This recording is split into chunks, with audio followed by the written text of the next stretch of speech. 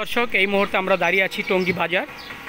এখানে যারা ছোট ছোট ব্যবসা করার জন্য উদ্যোগ নিয়ে থাকে, আসলে আমাদের বাংলাদেশটা অত্যন্ত স্বল্প আয়ের মানুষের জন্য যারা ব্যবসায়ী উদ্যোগী হতে চায়, আমরা আজকে তাদের জন্য এই ভিডিওটি করেছি।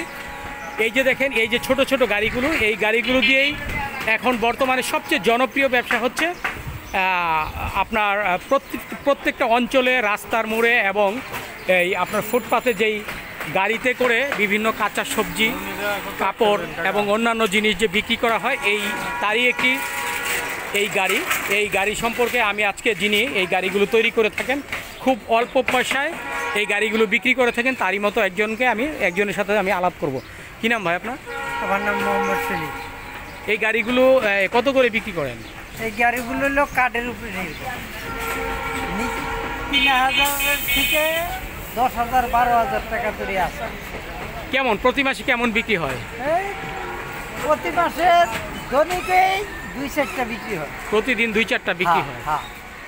তাহলে এটা আপনি কি মনে করেন, যারা এই যে বর্তমানে যারা বেকার রয়েছে, আমার এই স্বল্প আয়ের মধ্যে এই ব্যবসাটাই সবচেয়ে ভালো, অল্প টাকার মধ্যে।